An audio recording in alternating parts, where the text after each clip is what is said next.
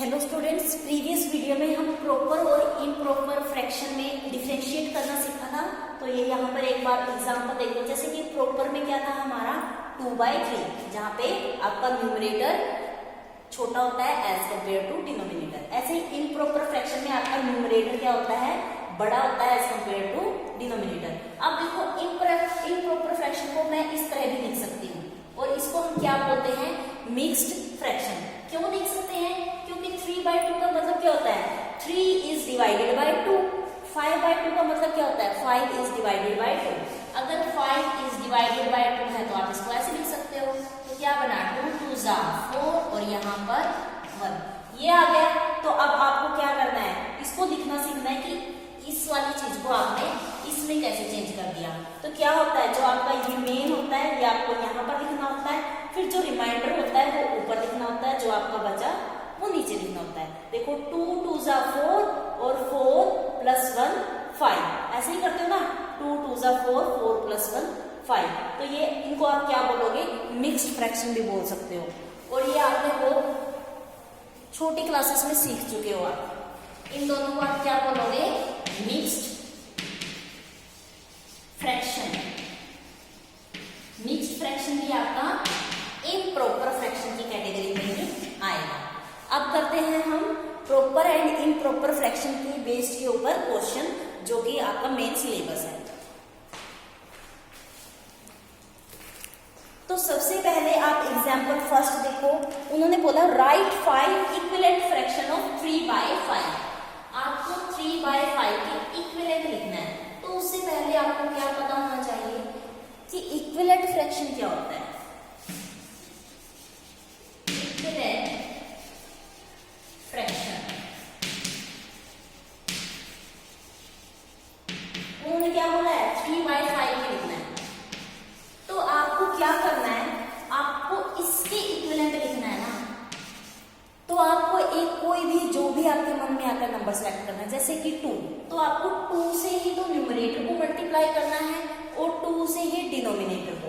तो मैं यहाँ पर लिख रही हूँ एक बार हिंट के लिए।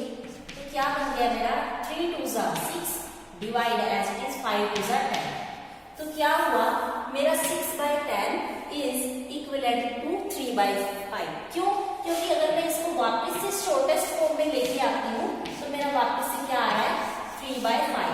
ऐसे फ्रैक्शन जिनकी शॉर्टेस्ट फॉर्म आपकी सेम होती है वो सारे के सारे इक्विवेलेंट फ्रैक्शन की कैटेगरी में डाले जाएंगे। तो अब आपके मन में जो भी आता है, जैसे कि 3 2 जा 6 5 2 जा 10, 3 3 जा 9 5 3 जा 15, 3 4 जा 12 5 4 जा 20।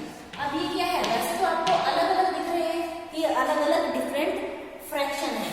और कौन से फ्रैक्शन है, जहां पर न्यूमरेटर छोटा होता है, मतलब कि प्रॉपर फ्रैक्शन है। बट इनकी क्या स्पेशलिटी है, अगर आप इनको सोल्व आउट करोगे तो वापस से आपका आंसर 3/5 आएगा। That means these all of 3 proper fraction are equivalent to 3/5। तो ये आपका एग्जांपल फर्स्ट में बोला गया है। सेकेंड क्वेश्चन देखो।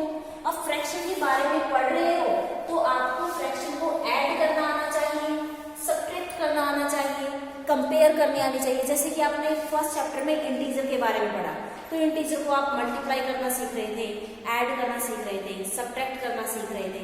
तो अब क्या करोगे आप फ्रैक्शन को, तो फ्रैक्शन को ऐड कैसे करते हैं। मान लो आपको क्या ऐड करना है, 3/5 + 2/7।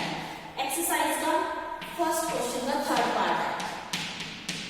ओके, तो ऐड करने के लिए सबसे पहले क्या लेते हैं हम, एलसीएम। एलसीएम अगर दोनों के दोनों डिनोमिनेटर में नंबर आपके 5 और 7 एक दूसरे के मल्टीपल नहीं है, 5 7 को डिवाइड नहीं कर पा रहा, 7 5 को नहीं कर पा रहा, इनके बीच में कोई भी कॉमन फैक्टर नहीं है, तो आप इन दोनों को क्या कर दो, आपस में मल्टीप्लाई कर दो। 5 7 जा 35 आपका एलसीएम आ गया। और 5 35 की टेबल में, 35 5 की टेबल में कहाँ पे आ रहा है आपका 7। समझ में आ रहा है, 7। अगर 5 7 जा 35, तो ये जो 7 आ रहा है इसको आपको 3 के साथ मल्टीप्लाई करना है। 7 3 जा 21, फिर प्लस ऐसे ही 7 5 जा, अगर आप 7 को 5 से मल्टीप्लाई करोगे तब जाके क्या आएगा आपका 35। तो अब ये जो 5 आया है इसको किससे मल्टीप्लाई करना है, 2 2 से 5 2 जा 10। ये आपका एलसीएम हो गया। बस इस क्वेश्चन में समझा रही हूँ, एलसीएम आपको खुद लेना सीखना पड़ेगा। तो क्या आ गया आपका 21 और 10 को ऐड करोगे तो 31 डिवाइडेड बाय 35। ये आपका आंसर आ गया है। यस, उन्होंने सोल्व करने के लिए बोला है। एक शॉर्टकट फॉर्मूला और है, आपको पता है इन दोनों को मल्टीप्लाई करने के बाद आपका एलसीएम आया है, तो आप ऐसे क्रॉस मल्टीप्लाई भी कर सकते हो। 7 की 3 से 7 3 जा 21, 5 की 2 के साथ 5 2 जा 10। अगर उन दोनों के बीच में कोई भी ऐसा कॉमन फैक्टर नहीं हो, मतलब कि अब देखो मैं दूसरा एग्जांपल लेके बता रही हूँ आपको। कोई भी जैसे कि फर्स्ट का 7th पार्ट में क्या बोला है, आपको ऐड करना है 8 इंटू 1/2, ऐड नहीं सब्ट्रैक्ट करना है 3 इंटू 5/8। देखो बहुत इंपॉर्टेंट क्वेश्चन है ये। इससे क्या हो गया, आप सीखोगे कि मिक्स्ड फ्रैक्शन को सिंपल फ्रैक्शन में कैसे चेंज करना है और साथ में सब्ट्रैक्ट कैसे करना है। अभी तो ऐड करना सीखा है ना, तो सबसे पहले तो इस नंबर को आप फ्रैक्शन में चेंज करो। देखो क्या करते हैं, जो यहाँ पर नंबर होता है 8, तो आपको इन दोनों की मल्टीप्लाई करनी है। 2 की 8 के साथ मल्टीप्लाई, 2 8 जा 16, जो भी आपका आंसर आया उसके अंदर ये ऊपर वाला ऐड करना है। तो 16 + 1 17, तो क्या आ गया 17, और बेस में वही रहेगा डिनोमिनेटर में जो आपका यहाँ पर डिनोमिनेटर में है। ऐसे ही माइनस एज इट इज।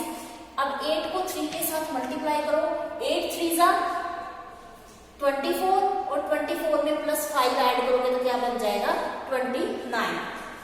तो क्या बना 29 आपका न्यूमरेटर में आ गया, डिनोमिनेटर में आप 8 ही रखते हो। अब ये क्वेश्चन इस चीज में चेंज हो गया, तो मैं इसको नीचे वाले पार्ट को रब कर रही हूँ। अब हमें ये सोल्व करना है। अब वही बात यहाँ पर भी आपको एलसीएम निकालना है। एलसीएम कैसे निकालोगे, अब देखो 2 और 8 में क्या कॉमन है, 2 8 को डिवाइड कर सकता है। तो आपको ये वाला एलसीएम का तरीका याद होगा। 2 और 8 का एलसीएम निकालना है, यहाँ पर 2 से डिवाइड करोगे। अगर 2 को 2 से डिवाइड करोगे तो 1 आ जाएगा, और 2 को 8 के साथ करोगे तो यहाँ पे 4 आ जाएगा। बात समझ में आई। या फिर अगर कोई चीज ऐसी है कि 2 और 8 है और 2 इस चीज को डिवाइड करता है, तो जो भी बड़ा वाला नंबर होता है वो आपका एलसीएम आता है। अगर यहाँ से करना है तो आपको 2 × 1 × 4, यहाँ भी आपका एक ही आंसर आ रहा है। आपको जो भी नंबर आते हैं वो आपस में मल्टीप्लाई करना होता है। ओके, ये जब आप 3 का एलसीएम निकालोगे तब काम आएगा ये वाला फॉर्मूला, और ये वाला सीख ही लेना, ये पैटर्न रहेगा। इतने शॉर्टकट या इतनी ट्रिक्स कैसे याद रखोगे, ये बेसिक है, सबके ऊपर अप्लाई होता है। तो ये 8 मेरा एलसीएम आ गया। वही 2 की टेबल में 8 कहाँ पे आएगा, 2 4 जा, और 4 को क्या करोगे आप 17 से मल्टीप्लाई करोगे। समझ में आया, मल्टीप्लाई करके क्या आ गया, 4 से करना है ना, ये आ गया आपका 88। फिर आपका माइनस, ऐसे ही अब 8 को 8 से डिवाइड करोगे तो 1 आएगा, तो 29 आपका एज इट इज। अब इसको आप सोल्व आउट कर सकते हो। सॉरी, यहाँ पर 68 आएगा। ओके, अब इसको माइनस करके आप ले आना आंसर। ऐसे ही अब देखो एग्जाम्पल में है, ये आपके एक्सरसाइज के अंदर फर्स्ट क्वेश्चन में या तो आपको ऐड करना है या आपको सब्ट्रैक्ट करना है। बात आती है एग्जाम्पल में क्या किया, डेली लाइफ से रिलेटेड एग्जाम्पल दिए गए हैं और फिर आपको सिखाया जा रहा है कि कैसे आप इस मैथ्स को रियल लाइफ में यूज कर सकते हैं। जैसे Ramesh solve 2/7 part of an exercise. मान लो 2 पर्सन है, आपके क्लासमेट है, रमेश एंड सीमा। उनके पास मैथ्स की एक्सरसाइज है, वो सोल्व आउट कर रहे हैं। एक में कितने क्वेश्चन है 7, और दूसरा वाला जो सोल्व कर रहा है उसकी एक्सरसाइज में 5 क्वेश्चन। तो रमेश ने तो 7 में से सिर्फ 2 ही क्वेश्चन सोल्व किए। ऐसे ही सीमा ने 5 में से 4 क्वेश्चन सोल्व कर दिए। तो वो बोल रहे हैं कि किसने ज्यादा किसने पेपर कम सोल्व किया या किसने कम काम किया है। अब कंपेयर कैसे करें, अगर दोनों के पास सेम क्वेश्चन होते एक्सरसाइज में, इसके पास 7 और इसके पास भी 7 होते तो कंपेयर कर देते, बट यहाँ तो डिनोमिनेटर में नंबर ही डिफरेंट है। तो सबसे पहला काम आपका ये होगा, अगर आपको 2 फ्रैक्शन कंपेयर करने हैं तो सबसे पहले डिनोमिनेटर को सेम बनाना है। डिनोमिनेटर को सेम कैसे बनाओगे? अब देखो, अगर मैं ये 7 है, ये 5 है, तो मैं कुछ ऐसा नंबर सेलेक्ट करती हूँ जो दोनों के टेबल में आता है। 7 5 जा 35, तो यहाँ पे 35 कैसे बनेगा? आप 5 से मल्टीप्लाई कर दो न्यूमरेटर को भी डिनोमिनेटर को भी। ऐसे ही 4/5 का भी आपको क्या बनाना है? 35, तो यहाँ पर किससे मल्टीप्लाई करना पड़ेगा? 7 से। और ये 5 ऊपर नीचे दोनों जगह मल्टीप्लाई ही करना है। जो नंबर आप डिनोमिनेटर से मल्टीप्लाई कर रहे हो वही नंबर आप न्यूमरेटर में रखोगे। ये नहीं है कि यहाँ पे 5 रख दिया और यहाँ पे 7। तो अब देखो, यहाँ से ओरिजिनल नंबर हमारे पास अच्छे वाले जो जिनसे हम कंपेयर कर सकते हैं वो आ चुके हैं। रमेश ने 35 में से 10 क्वेश्चन सॉल्व करे हैं और सीमा ने 35 में से 28 क्वेश्चन एक्सरसाइज के सॉल्व किए हैं। तो किसने लेसर पार्ट किया है? ऑब्वियसली रमेश ने। तो आपका आंसर ये आ जाएगा। ऐसे ही देखो example 3, Samira purchased 3 into 1/2 kg apples and 4 into 3 kg oranges। Fruit लेने गई है भाई समीरा और क्या लिया है? एप्पल कितना लिया है? 3 into 1/2 एप्पल। ऑरेंज कितना लिया है? 4 into 3/2। फिर वो बोल रहे हैं what is the total weight. अब एप्पल ऑरेंज लिया है, उठाना तो समीरा को ही है, तो वो पूछ रहे हैं टोटल वेट कितना है। तो अलग अलग वेट दिया है। टोटल तो मतलब क्या करोगे? एप्पल और ऑरेंज में जितना भी दोनों में वेट है ऐड कर दोगे। तो ये आपका बन गया क्वेश्चन। अब आपको ऐड करना है, तो ऐड करोगे, वही मिक्स्ड फ्रैक्शन आ गया। मिक्स्ड फ्रैक्शन को तो ऐड नहीं कर सकते, तो आप इसको आप फ्रैक्शन में लोगे जो इम्प्रॉपर। 3 2 जा 6 और 1 7/2 प्लस 4 4 जा 16 16 और 3 19। अब क्या करना है? एलसीएम लेना है। एलसीएम आ जाएगा आपका 4 और क्या बनेगा? 7 2 जा 14 प्लस 19। अब इसको ऐड करो 33/4। ये आपका आंसर। अगर आप इसको मिक्स्ड फ्रैक्शन में चेंज करना चाहते हो, क्योंकि देखो स्टेटमेंट क्या दी हुई है? मिक्स्ड में दी हुई है, तो आप आंसर भी क्या करना? मिक्स्ड फ्रैक्शन में निकाल देना। तो आपका आंसर आ जाएगा 8 into 1/4 kg। बार बार आपको मिक्स्ड फ्रैक्शन को फ्रैक्शन में कैसे चेंज करना है वो नहीं सिखाया जाएगा। आप उसी को बार बार रिपीट करके वीडियो देख लेना, अच्छे से समझ में आ जाएगा। फिर भी फर्दर नहीं होता, अलग से वीडियो बना दी जाएगी सिंपल एग्जाम्पल लेकर, ठीक है। अब देखो 4th example, Suman studies for 5 into 2/3 hours daily. Daily study करती है सुमन कितने hours? 5 into 2/3। She devotes 2 into 4/5 hours of her time for science and mathematics. उसने क्या किया? अपना टाइम डिवाइड किया हुआ है कि साइंस और मैथ के लिए वो 2 into 4/5 टाइम रखती है। How much time does she devote for other subject. अब टोटल देखो, सबसे पहले क्वेश्चन तो मैथ का तब सॉल्व होगा जब आपको स्टेटमेंट समझ में आएगी। टोटल स्टडी कितनी? दिन में अगर हम 8 घंटे स्टडी करते हैं और मैंने बोला कि मैं 2 घंटे तो मैथ और साइंस को दूंगी ही दूंगी, तो बाकी सब्जेक्ट को 6 घंटे चले गए। तो यहाँ पर बात थोड़ी मॉडिफाइड कर दी है, क्योंकि वो हमें फ्रैक्शन समझाना चाहते हैं, तो हर चीज में उन्होंने फ्रैक्शन डाला हुआ है। तो टोटल वो एक दिन में स्टडी करती है 5 into 2/3। तो एक मिनट इसको आप फ्रैक्शन में चेंज कर दो सिंपल में। 5 3 जा 15 15 और 2 17/3। ओके, वो इतने आवर्स क्या करती है? स्टडी करती है। और उसने मैथ्स और साइंस के लिए, ये तो उसका टोटल टाइम है। क्या है? Total time. और मैथ्स एंड साइंस के लिए उसने कितना टाइम डिवोट किया है? 2 into 4/5। ये 2 को थोड़ा सा स्मूथ रखा करो। 5 2 जा 10 10 प्लस 4 14 14/5। इतना क्या दिया उन्होंने? मैथ और साइंस को दिया। अब वही बात फिर यहाँ पर आपके डिनोमिनेटर अलग अलग आ गए, तो या तो आप डिनोमिनेटर सेम कर दो, अदरवाइज आप सिंपल भी निकाल सकते हो। कैसे?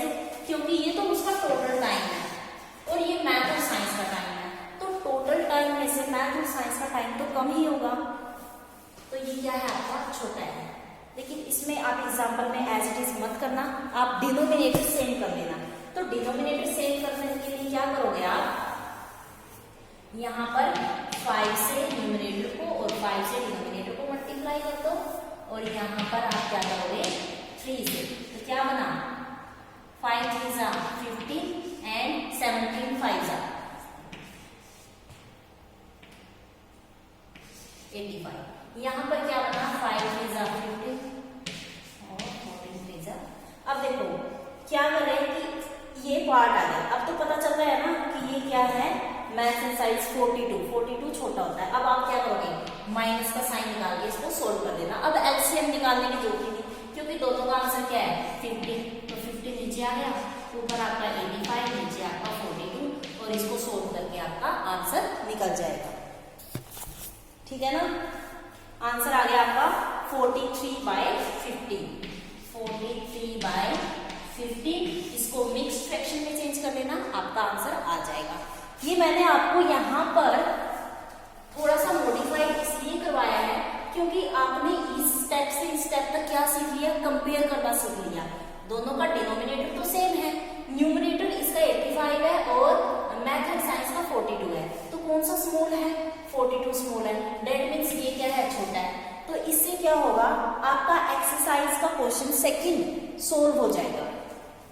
एक्सरसाइज का क्वेश्चन सेकंड सोल्व कैसे होगा, क्योंकि सेकंड क्वेश्चन में उन्होंने बोला है आपको क्या करना है डिसेंडिंग ऑर्डर में लगाना है। डिसेंडिंग ऑर्डर मतलब कि सबसे पहले जो नंबर सबसे बड़ा, फिर उससे छोटा और फिर उससे छोटा। अब हमें क्या अलग अलग दिए हुए हैं, जैसे कि 2/9, 2/3 एंड 8/21। अब आप कैसे कंपेयर करोगे, कंपेयर करने के लिए तो सेम आपको डिनोमिनेटर सेम करना पड़ेगा। अब ऐसा कौन सा डिनोमिनेटर, ऐसे किस नंबर से मल्टीप्लाई करें कि हमारे सबके डिनोमिनेटर सेम आ जाए। तो देखो या तो आप ये वाला फॉर्मूला लगा लो 9 3 21। अब देखो तीनों नंबर 3 से डिवाइड हो रहे हैं, 3 3 जा 9, 3 1 जा 3, 3 7 जा 21। फर्दर ये डिवाइड नहीं हो रहे तो आप जितने भी नंबर आए सबको मल्टीप्लाई कर दो। 3 3 1 7, 3 3 1 7, 3 3 जा 9, 9 7 जा 63। दैट मीन्स इनका एलसीएम क्या आ जाएगा 63 आ जाएगा। इनका एलसीएम क्या आएगा 63।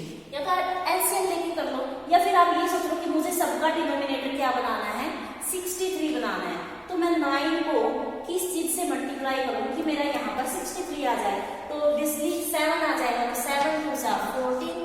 ऐसे ही यहाँ पर क्या आ जाएगा आपका 3 को जब 63 से डिवाइड करोगे तो 7 3 जा 21, 21 2 जा 42।